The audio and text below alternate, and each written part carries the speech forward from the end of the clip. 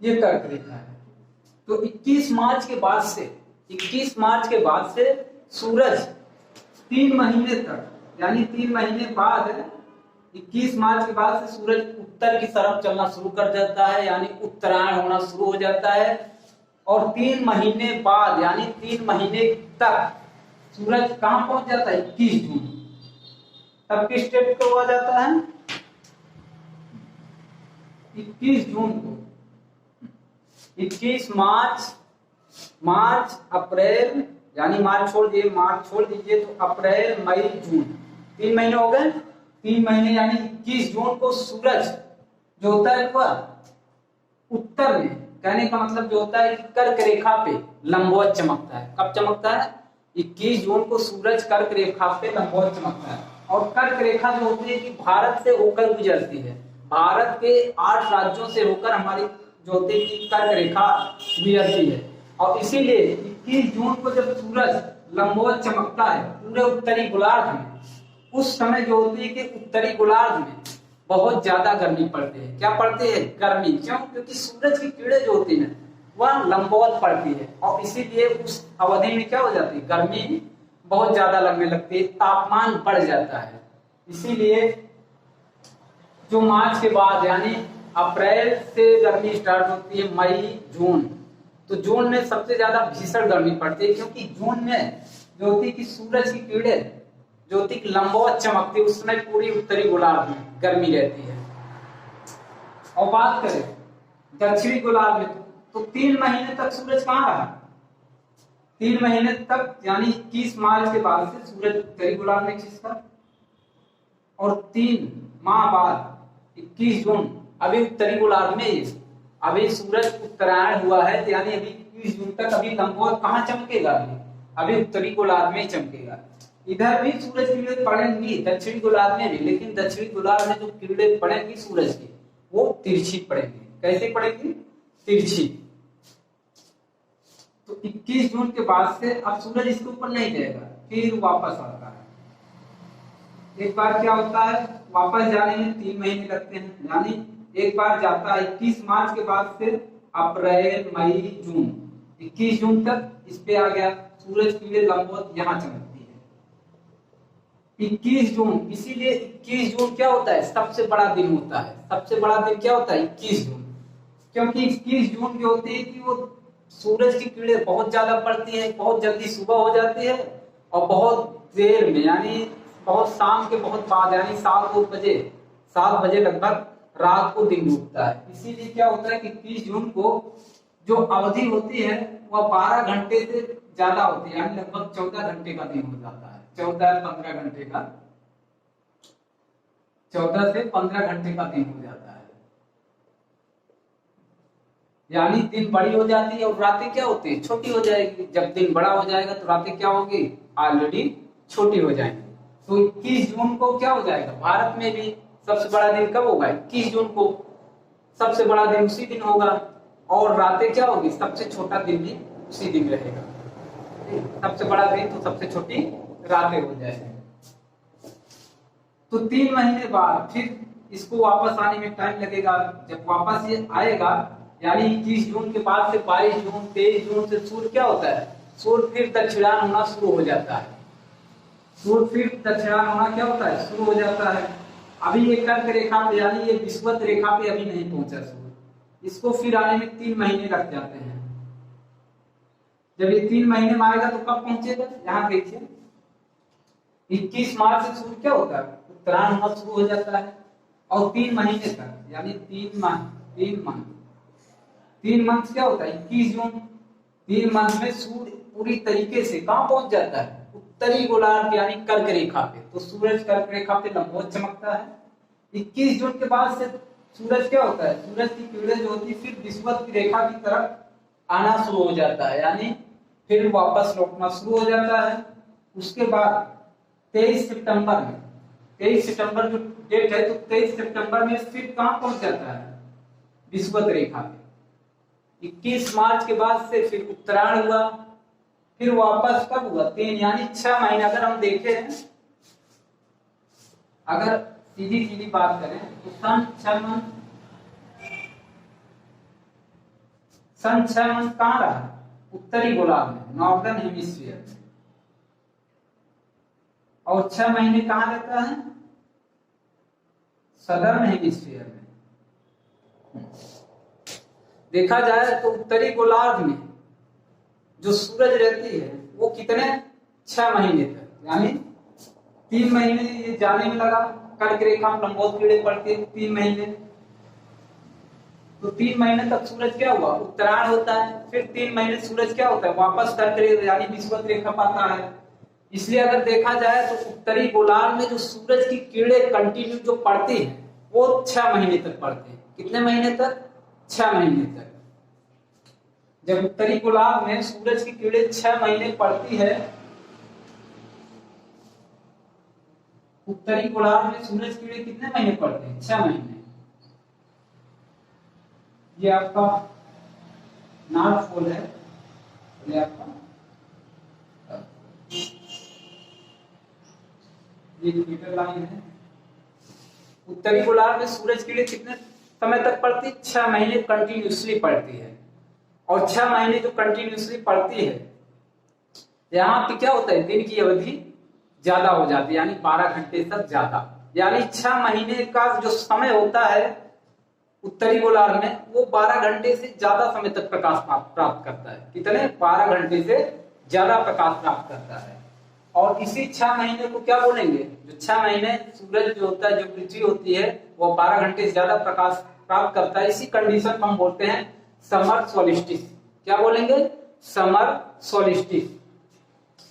अब वहीं बात करें तो जिस प्रकार से उत्तरी गोलार्ध में 6 महीने जो होता है कि कंटिन्यूसली प्रकाश किरणें प्राप्त करता है, यानी प्रकाश मिलता है, उसी तरीके से दक्षिणी गोलार्ध में जब, चूंकि पृथ्वी 23.5 डिग्री झुकी हुई है, तो 23.5 डिग्री झुकी होने के कारण तो सूरज कहाँ आता है? दक्षिण गोलार्ध में भी तो आता है। तो दक्षिण गोलार्ध में जब सूरज किरणें इधर दक्षिणायन होना शुरू हो जाती है, यानी सूरज की जो किरणें होती है वो मूवमेंट करती है किधर साइड? दक्षिणी गोलार्ध साइड। तो दक्षिणी गोलार्ध में भी फिर क्या होता है? गर्मी बढ़ना शुरू हो जाता है, क्योंकि सन जो होता है कि प्रकाश दक्षिणी गोलार्ध में फिर ज्यादा मात्रा में मिलना शुरू हो जाता है। इसीलिए तब दक्षिणी गोलार्ध में गर्मी पड़ती है, उत्तरी गोलार्ध में क्या होते हैं? ठंडी पड़ना शुरू हो जाती है। कब से? ये देखिए 23 सितंबर में सूरज कहाँ पहुंच जाता है? फिर से विषुवत रेखा पे, एकदम लंबवत, यानी एकदम भूमध्य रेखा पे। 23 सितंबर के बाद से सूरज दक्षिण में जाना शुरू हो जाता है, यानी दक्षिणायन होना शुरू हो जाता है। जब दक्षिण में शिफ्ट होता है तो उत्तरी गोलार्ध में जो दिन का अवधि होता है वो 12 घंटे से कम होने लगता है, यानी उत्तरी गोलार्ध में अब रातें बड़ी होना शुरू हो जाती है और दिन की अवधि कम होना शुरू हो जाती है। वही दक्षिणी गोलार्ध ज्यादातर प्रकाश प्राप्त करेगा, क्योंकि सूरज कहाँ शिफ्ट हो रहा है? दक्षिण गोलार्ध साइड में। दक्षिणायन जब सूरज होगा उस समय दक्षिण गोलार्ध में प्रकाश ज्यादा मिलेगा, और प्रकाश ज्यादा मिलेगा तो गर्मी बढ़ेगी, और गर्मी ऑलरेडी जब बढ़ेगी तब क्या हो जाएगा?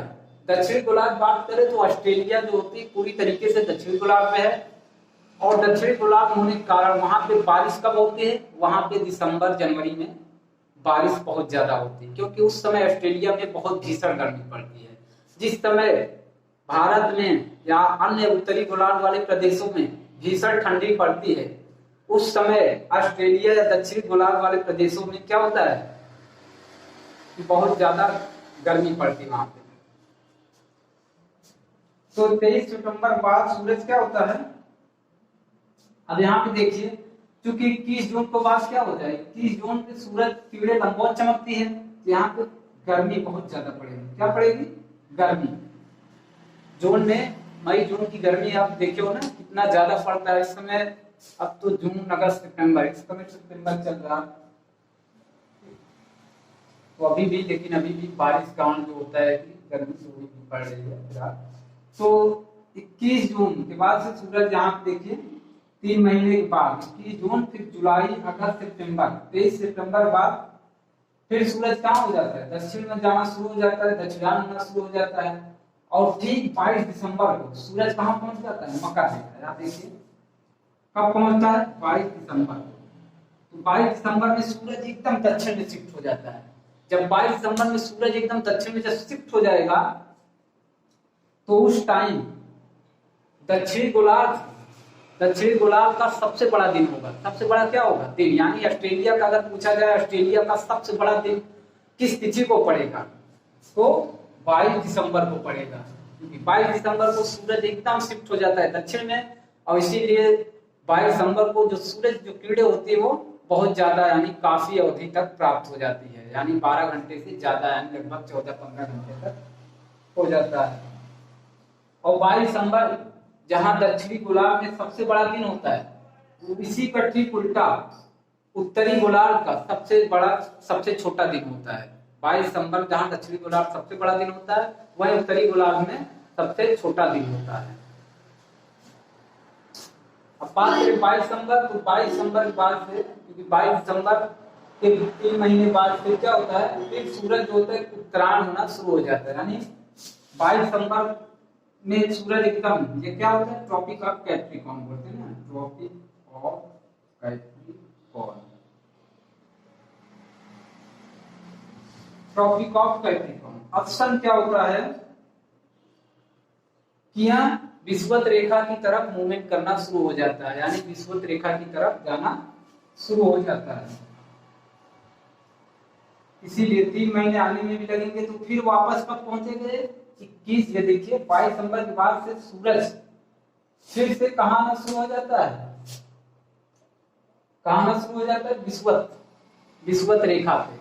तो विषुवत रेखा कब पहुंचेगा सूरज? 3 महीने बाद, यानी 22 दिसंबर, जनवरी, फरवरी, मार्च। फिर 21 मार्च को सूरज सीधा कहां चमकेगा, विषुवत रेखा पे या भूमध्य रेखा पे। तो 21 मार्च और 23 सितंबर, यही 2 दिन ऐसे होते हैं, 2 तिथि ऐसी होती है कि सूरज क्या होता है, विषुवत रेखा पे लंबवत चमकता है। देखिए जब 23 सितंबर आती है, यहाँ देखिए जब 23 सितंबर आती है तो यहाँ पे क्या होता है, सूरज पूरी पृथ्वी पर 12 घंटे का दिन और 12 घंटे की रात की अवधि बराबर होती है। और 23 सितंबर क्या होती है, ठंडी शुरू होना, मतलब 23 सितंबर बाद से ठंडी शुरू होती है ना भारत में ठंडी शुरू होती है। तो इस स्थिति को क्या बोलेंगे, इस स्थिति को हम बोलेंगे ऑटोमल इक्विनॉक्स। क्या बोलेंगे, ऑटोमल इक्विनॉक्स। यहाँ पर हमने लिखा है ये, यानी जब ठंडी स्टार्ट होती है लगभग कब, सितंबर में। क्यों? क्योंकि 12 घंटे की अवधि बराबर होती है संपूर्ण पृथ्वी पर, 12 घंटे का दिन, 12 घंटे की रात अवधि बराबर होती है, इसलिए पूरी पृथ्वी पर ठंडी और गर्मी लगभग एक समान होता है। इसीलिए उस तिथि को, यानी 23 सितंबर वाली तिथि को इधर क्या बोलेंगे हम, ऑटोमल इक्विनॉक्स। क्या बोलेंगे, ऑटोमल इक्विनॉक्स। अब वही बात करें 21 मार्च। 21 मार्च में देखिए क्या होता है कि ठंडी बीत जाती है। ठंडी और गर्मी के बीच का जो मौसम होता है उसको बोलते हैं कौन सा, बसंत ऋतु। क्या बोलते हैं, बसंत ऋतु। ठंडी और गर्मी के बीच की जो मौसम होती है उसको बोलते हैं बसंत ऋतु। और वो बसंत ऋतु यानी इसको बोलते हैं स्प्रिंग इक्विनॉक्स। क्या बोलेंगे, शरद बसंत विषुव, स्प्रिंग इक्विनॉक्स। कब बोलेंगे, 21 मार्च के बाद की जो तिथि होती है वो होती है आपकी स्प्रिंग इक्विनॉक्स की। इसको क्या बोलेंगे, इसको बोलेंगे गर्मी के बाद और ठंडी के पहले का जो मौसम होता है वो भी काफी सुहाना मौसम होता है। उस सुहाने मौसम को हम यहाँ क्या बोलेंगे, ऑटोमनल इक्विनॉक्स। क्या बोलेंगे, यहाँ हम लिख देते हैं, ठीक है, आता हूँ। इसको क्या बोलेंगे, ठीक है, इसको बोलेंगे ऑटोमनल इक्विनॉक्स। और इस तिथि को क्या बोलेंगे, 21 मार्च के ये हो जाएगा बसंत ऋतु, इसको बोलेंगे स्प्रिंग इक्विनॉक्स। क्या बोलेंगे, स्प्रिंग इक्विनॉक्स।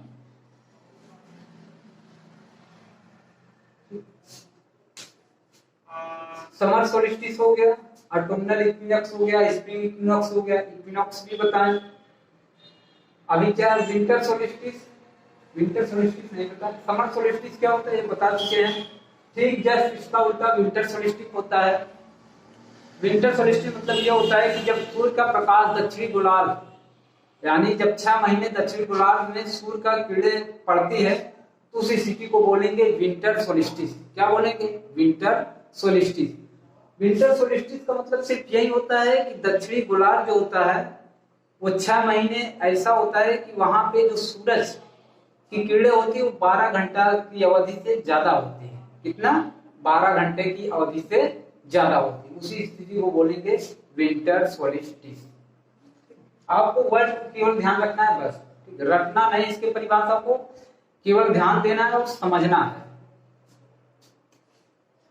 तो ये नॉर्वे हमने लिखा है, इसका मतलब जैसे बताया नॉर्वे एज एन कंट्री, और दैट इज कहां पड़ता है? ये कॉन्टिनेंट यानी यूरोप कॉन्टिनेंट का एक देश है नॉर्वे। तो नॉर्वे में ऐसा क्या है, हमने क्यों यहाँ पे जो है इसको नोटिफाई किया है, तो हम बता रहे हैं हमने क्यों यहाँ पे इसको पॉइंट किया है। इसलिए किया है 21 जून को, यहाँ देखिए 21 जून को जो सूरज होता है वो पूरी तरीके से उत्तरी गोलार्ध में होता है। कहाँ होता है? उत्तरी गोलार्ध में। तो उत्तरी गोलार्ध का सबसे बड़ा दिन 21 जून को होता है, जब सूरज उत्तरी गोलार्ध में शिफ्ट हो जाता है। कहाँ? उत्तरी गोलार्ध में। इसीलिए हो गया ना ये विषुवत रेखा, ये उत्तरी गोलार्ध। उत्तरी गोलार्ध में जब सूरज यहाँ पे शिफ्ट हो जाएगा, यानी सूरज के यहाँ पे लंबवत, कहाँ पे? कर्क रेखा पे लंबवत पड़ेंगे, तो उस टाइम जो नॉर्वे कंट्री है, यूरोप का एक कंट्री होता है ना नॉर्वे, उस समय नॉर्वे कंट्री में या नॉर्वे देश में अर्धरात्रि को यानी रात्रि में भी सूरज दिखाई देता है। इसीलिए बोलते हैं वहां पे मिडनाइट सन, अर्धरात्रि का सूर्य। कब कंडीशन बनता है? जब सूरज उत्तरी गोलार्ध में 21 जून को लंबवत चमकता है, तो ठीक 21 जून को ही नॉर्वे देश में अर्धरात्रि में यानी मध्य रात्रि में भी सूरज को देखा जाता है। उसको मिडनाइट सन भी बोलते हैं। ऐसी कंडीशन केवल नॉर्वे कंट्री में ही बनती है। तो आई होप कि आपको समझ आया होगा, हमने पूरी कोशिश किया है।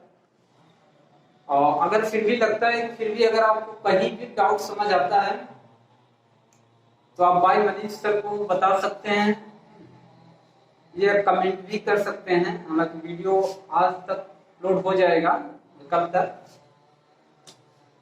तो ऐसे जो भी यानी आप पढ़ रहे हो जो भी चीजें अगर आपको समझ नहीं आ रही है, तो मेरा उद्देश्य ये नहीं है कि, मेरा उद्देश्य सिर्फ ये है कि आपको समझ आए। जैसे आप पढ़ रहे हो, आपको समझ नहीं आ रहा है तो आप बता सकते हो, और यहाँ पे सॉल्यूशन दे दिया जाएगा आपको।